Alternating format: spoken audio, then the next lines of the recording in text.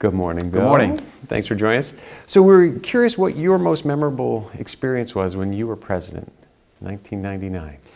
1999, which went into 2000, was the end of the millennium. So it was just a very celebratory time in the United States and, of course, at ASDS too. And we started looking forward as well as backward. As a matter of fact, we had the Journal commission a series of articles, one that came out every month, that reviewed different major facets of our specialty. So it was a time to kind of look at where we'd come from and look forward, and it was really an amazing, exciting time. Now, were you editor of the Journal at the same time? No, I wasn't quite yet, a year later. Okay. And did you guys have any concerns about the Y2K bug that everybody was talking about? Was it going to crash? Well, everybody was concerned about it, and it was so funny when we saw that it did nothing. It was just all washed away the next day. Right. What were the big issues facing the society at that time? The thing that came out of nowhere was the non-physician practice of medicine. Prior to that, no one had even thought about it. And actually, at the last ASDS meeting that I was at before I handed over the gavel to Hal Brody, I ran into a woman who bragged to me about her doctors that worked for her, and she had some dermatologists working for her, and she was a non-physician, and it just shocked me. And all of a sudden we realized that there was a whole new world opening up, and there were going to be some serious problems ahead. So I actually changed my final speech and addressed that issue at the time, and I think a lot of people said, well, what's that all about? But it turned out to be a real big deal. It still is, right? It still is. I mean, what do you think 15 years later, how that's coming along? I don't think there's been any great change for the good. We'll see as it moves along further. Yeah.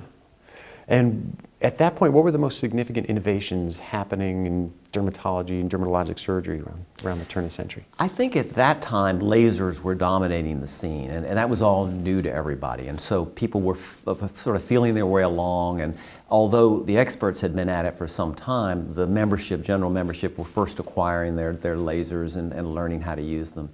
And then fillers were really coming on. And that was around the time that I remember participating in the first trial for Botox Cosmetics. So it was really the approval process by which they were able to market this agent for wrinkles. And so a lot of things were percolating up. Just like now, things are happening all the time in our specialty. Yeah, it was the beginning of so many changes that really changed the face of dermatologic surgery. Absolutely.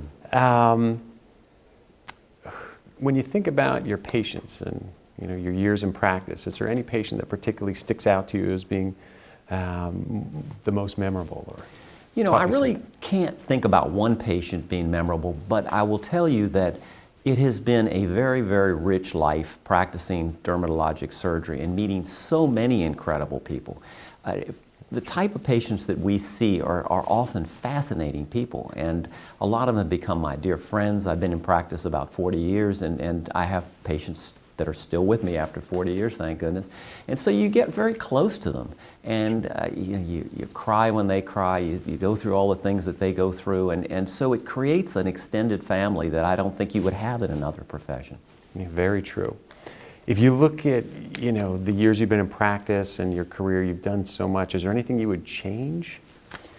The only thing that I would say if I were looking back at 18 years old is I wanted to be a rock and roll star at that time, but my father wisely pushed back against that and surrounded me with mentors that I didn't realize were mentors at the time, but who gradually eased me into another direction. And you can still play music even if you're a dermatologist. Well, I think you would have been an amazing rock and roller, and now you see these rock and rollers, their careers are going way later than anyone had thought. So your dad, probably thought the rock and roll career would have been very short-lived, but yes. You probably would have had he was long, probably successful wrong. one.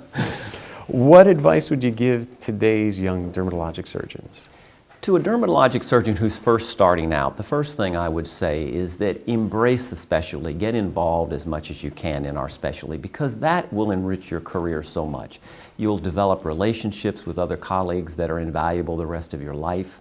The other thing I would say to a dermatologic surgeon that's starting off is embrace innovation. The world is changing so quickly, and if you stick with what you know now, that knowledge base, that's going to be completely out of vogue in a couple of years. And so you need to constantly be willing to examine new technology while at the same time understanding that a lot of new technology just doesn't work out. I often think that of every 100 new innovations I hear in our specialty, only one really has staying power. So you've got to go through a lot to kind of sort the wheat from the chaff. Yeah. Well, it goes back to that old business adage, right? Be willing to adapt or be willing to perish. You have to change. It's the way to go forward. What are your predictions, speaking of going forward, for the future of our specialty? I think this specialty is, and I've always felt this, has incredible potential in the future. One of the main reasons is the brightest and the best have gone into our specialty for so long. So we have this base of incredibly talented people, and that can only turn into a positive future. And I think the camaraderie in our specialty is as strong as it's ever been. So we encourage others to follow in the footsteps of those of us who've laid the path before, and I think it's very, very bright. I agree. What advice do you have for the ASDS leadership serving today?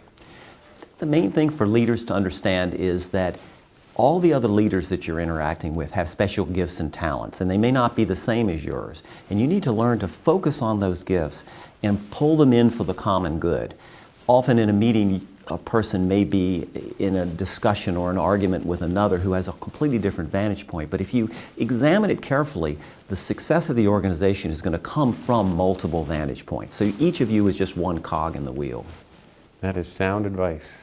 Bill, thank you for being president almost 20 years ago and never stopping to serve and doing so much for our specialty. It's been my pleasure, Tom. Thank you. Thank you.